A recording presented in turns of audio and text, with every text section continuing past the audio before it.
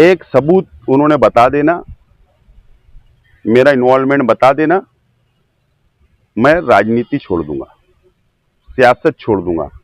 देखो बाकायदा, और मेरा इंतजार है कि मार्च का बजट पेश होने दो, उसके बाद कमिश्नर और बचाव और अकाउंटेंट को मेरा चैलेंज रहेगा कि तुमने बजट बेच।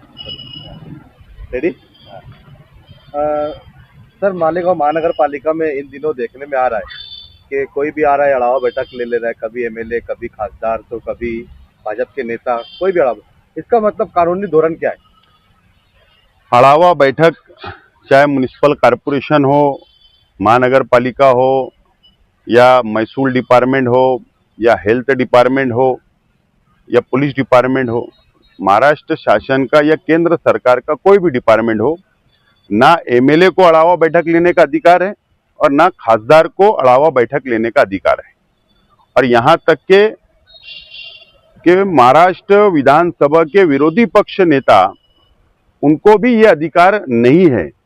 अगर रेस्ट हाउस में विरोधी पक्ष नेता बैठा है और अगर वो कलेक्टर को मिलना है उनको, तो कलेक्टर को बुला नहीं सकते, वो कलेक्टर ऑफिस में जाकर मिलना है, यहां तक का जीआर है। लेकिन कुछ दिनों में से ये देखने में आ रहा है कि मालेगांव महानगर पालिका में 2-3 महीने से ये देखने में आ रहा है कि एक अड़ावा बैठक हो रही है और अड़ावा बैठक के आड़ में शहर को धोखा दिया जा रहा है कि हम तामीर और तरक्की के लिए बैठ रहे हैं सर जोड़कर। ऐसा नहीं है, ये बैठते हैं चेक निकालने के लिए। और प्रशासन को क्या है, प्रशासन को अड़ावा बैठक की आड़ के अंदर वो चेक दे देते हैं, उनको उनका कमीशन मिल जाता है। 2-4 ठेकेदार को टारगेट किया जाता है अड़ावा बैठक में, उससे तोड़ी कर ली जा रही है। ये सिर्फ अपने निजी स्वार्थ के लिए, फायदे के लिए, रुपया पैसा कमाने के लिए अड़ावा बैठक हो रही है और उसमें कमिश्नर भरपूर साथ दे रहा है।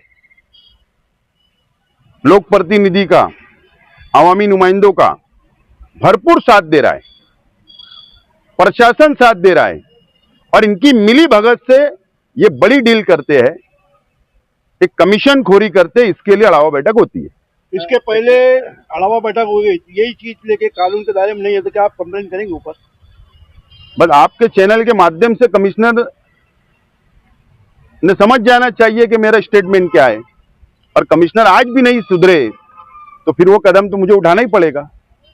जनता प्रतिनिधि है वो, ये भी कह सकते हैं कि हम जनता की समस्याओं को लेकर मतलब वहां जाते हैं, लेकिन देखने में ये आता है कि इस टर्न में, नए टर्न में अभी 2 मरतबा अड़ावा बैठक हो गया। जितने काम उन्होंने सुझाए थे, कोई भी काम पर मतलब कारपोरेशन ने अमल नहीं किया। वही काम ये सिर्फ वो मीडिया के सामने बताते कुछ और है, फिर एंटी चेम्बर में जाकर और कुछ बात करते हैं।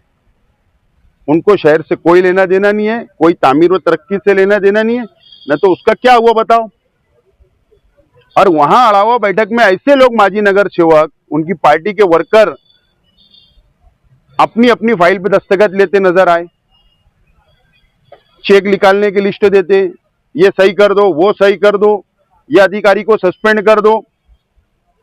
आप मुझे बताओ, शहर के अंदर कुछ जगह पर रोड के काम चल रहे हैं, एस्टिमेट के हिसाब से चल रहे हैं क्या? ना बेस तैयार किया जा रहा है, एस्टिमेट के हिसाब से हो ही नहीं रहा है। वो पूरा रोड उखाड़ना है, उसके अंदर बेस तैयार करना है। बड़े कब्रिस्तान की रोड देख लो, खड़ी मुरुम डाल के बना दिया गया। ये शहर के वास्ते, शहर के काम के लिए कुछ नहीं, और ये सब भ्रष्टाचार है। कमिश्नर, बांधकाम डिपार्टमेंट, अकाउंट डिपार्टमेंट, ये सब लोग मिली भगत से ये शहर को बर्बाद कर रहे हैं और भ्रष्टाचार कर रहे हैं। देखने में यह आया था कि मालेगांव महानगर पालिका में एमएलए ने एक लेटर दिए कि अंडरग्राउंड गटर के चल रहे काम की जानकारी दी जाए।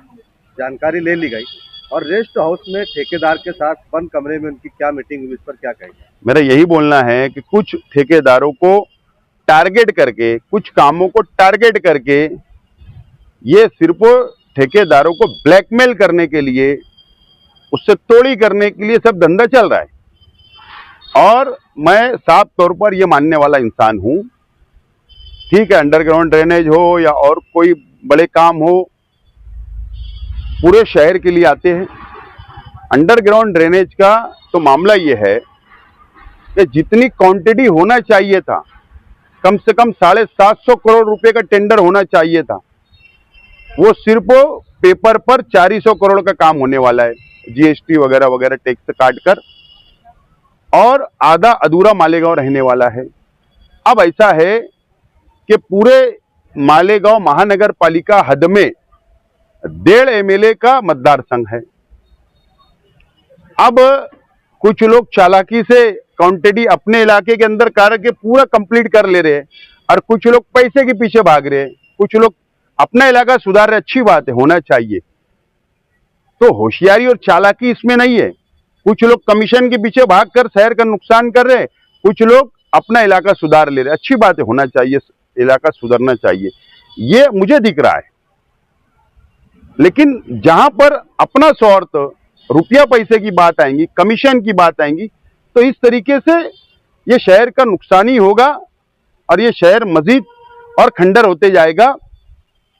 ये जिम्मेदार लोक प्रतिनिधि रहेंगे। बड़ा कब्रिस्तान रोड बहुत खस्ता हाल है, तो चिल्ला ठोकेंगे, आपको टेक्निकल मालूम है, शहरी एमएलए से जब भी अंडरग्राउंड को पूछा जाए तो वो सीधा बोल देते कि आसिफ शेख पार्टनर है, लेकिन करते कुछ नहीं, आप पर ठोक देते। एक सबूत उन्होंने बता देना, मेरा इन्वॉल्वमेंट बता देना, मैं राजनीति छोड़ दूंगा, सियासत छोड़ दूंगा।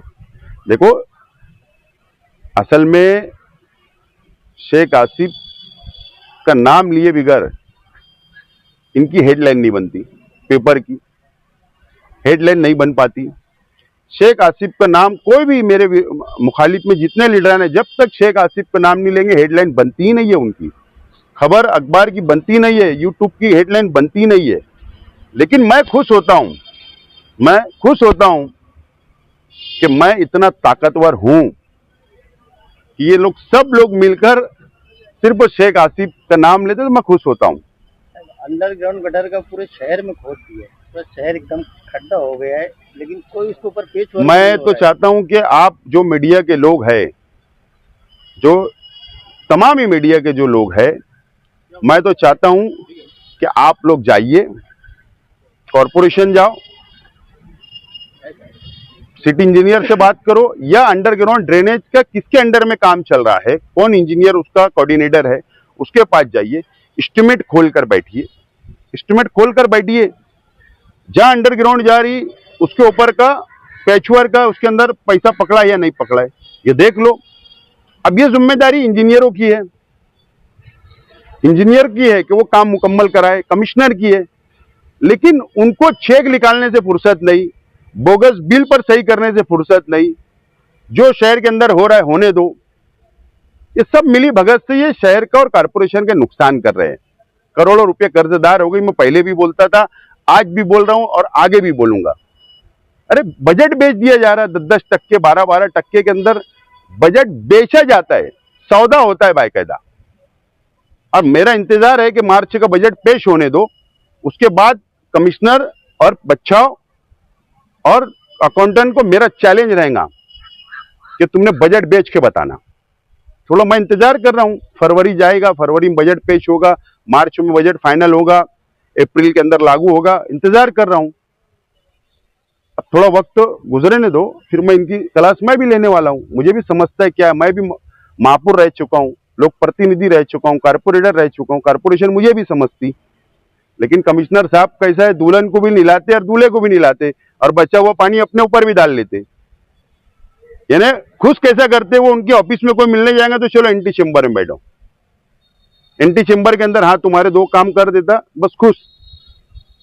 और ये वक्त तो पास कर रहे हैं और कारपोरेशन का सत्यानाश कर रहे हैं।